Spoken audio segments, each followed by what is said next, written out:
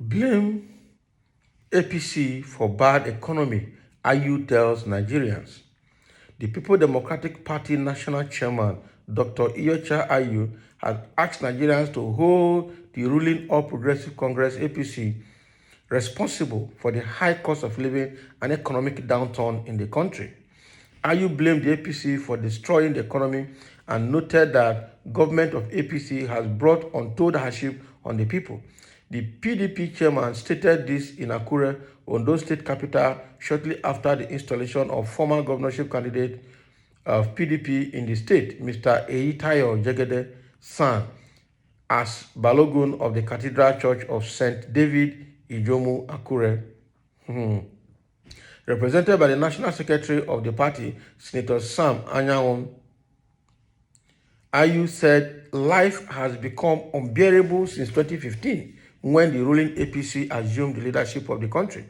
He said the only way out is to vote out the party and install the government that will bring development to the people. He said Nigerians are suffering. The price of a bag of rice is more than minimum wage of workers.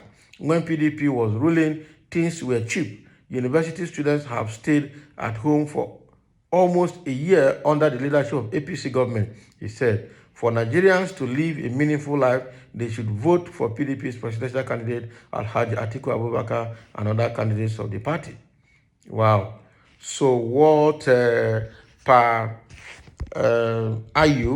Dr. Iyocha Ayu, the chairman of the PDP, is saying is that we should blame APC for bad economy. Yes, we can agree.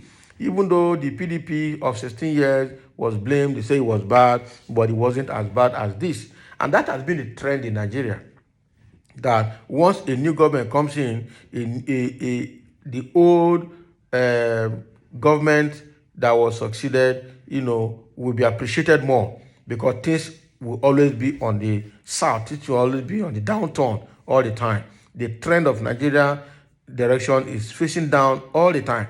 And so the present is, the previous is always better than the present. That has been a trend. That has been the story.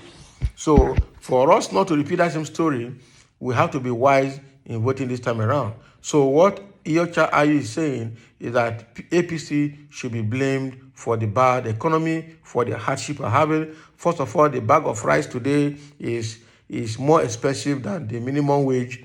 It's higher than the minimum wage that the government is paying people. So how can they make a living? Students have been at home now for about 8 months, close to a year, all right? And this did not actually happen under PDP in those days. So right now, we've had the worst of governance under this APC. That is what Ayu is trying to say here. And the only way is to vote them out quickly, all right? And vote in another party, which is PDP, that is canvassing for, that is his party, to change the narratives come 2023, all right?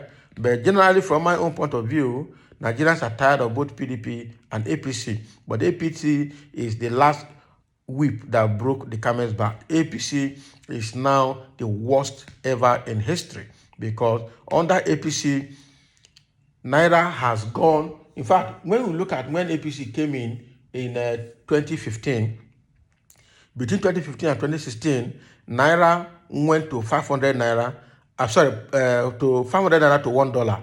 And then pound went to 600 Naira to £1 in 2016. And it took Osibanjo concerted effort to bring it back again. They blocked all the ATM cards, both for local, for international transactions. They blocked so many things. Before you know it, life became very terrible. After a while, they started retracing their steps. They blocked all the borders. They blocked all the borders in the south, and then the borders in the north were still porous. People were still stealing rice and smuggling rice into the country from Nigeria Republic using Okada. All right. So now, as if that is not enough, the issue of security became the worst. The killing in the northeast, which is Borno State, the killing in the Middle Belt, and then Boko Haram took very serious position, killing everybody. All right, making life difficult, bombing churches. In fact, the terrorism in Nigeria has killed more people than even the COVID-19 did in between 2020 and 2021. This government has brought in untold hardship on people for too long. As if the bombing is not enough, the next thing they went and brought in ISWAP. ISWAP came in from because the Fulanization agenda is what they are progressing and is what they are propagating. Now they brought in ISWAP from other Islamic countries of West Africa to come and take over Nigeria, to support the Boko Haram and the Fulanis in Nigeria to take over Nigeria.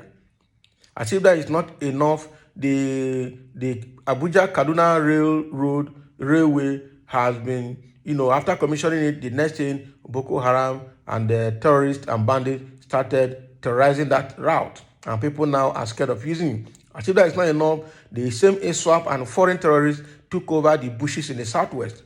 The next thing, Igboho came out to protect his people because the military failed. Instead of using the military to fight terrorism, they were using it to fight the citizens to protect the Fulanis and the terrorists. Igboho came out from their side also to make sure that the regional security is maintained. The next thing, they went to his house, scattered his house. They wanted to kill him. They killed several people there at night and caused more problem. In the same vein, in fact, they have abused human rights in this country to the highest order under this government. And then the repentant Boko Haram are also recruited back into the military, thereby sabotaging the security information, the intelligence information that the military is using to fight against the terrorists. All right. Now, it's a big issue now because Buhari said a fight against Boko Haram is a fight against Islam and a fight against the Northerners. So that is why he doesn't want to fight the Boko Haram. So rather than sending the military to fight, he sends them to protect the Fulanis in the bush that are killing and maiming people and not letting people go to farm. So what IU is saying is correct. We've had the worst of governance under this government, under the leadership of Muhammadu Buhari, under the Fulanis. And that is why people are also not wanting to vote Tinubu because of the presence of Shetima. Apart from Tinubu having his own personal baggage to clear, Shetima is another big reason Tinubu should not be voted in, because that will be bringing in another Fulani man and with terrorism agenda or Fulanization agenda into government. We cannot continue like that. We cannot continue like that. But for the fact that APC has been the worst government does not mean that PDP should also come into power again. Because PDP is the reason APC won. Under PDP, we also had very serious corruption, the worst of its kind as at that time, where people were stealing with impunity, including Desiani, Madeke, and so many of them that stole so much under Jonathan's government. And then people felt corruption was at the peak. And that was why Buhari sold this corruption mantra with the support of the Southwest and the South, and then he won the election. He won the election today, and he's not the president, only for us to see the worse than what PDP was doing. So for the fact that APC has failed completely is not enough reason to bring back PDP into power. Though IU, as the national chairman of PDP, is still canvassing for people to vote PDP and vote APC out. Generally, as of today, we blame APC for whatever we are facing now. APC used the first 4 years to blame PDP's regime for their failure. Rather than looking for a way forward, they kept on blaming PDP for full 8 years. All right. Now, for full 4 years. Now, these remaining 4 years now, they don't know where to start from. Now, Buhari is telling Nigerians that they have fulfilled. They have fulfilled their promises. And not only Nigerians are not just seeing it. How can you say that kind of thing under the current situation of Nigeria? So that is what IU is saying, that we should blame APC for bad economy and bad conditions in Nigeria. Let's have your comment below, and thank you for listening.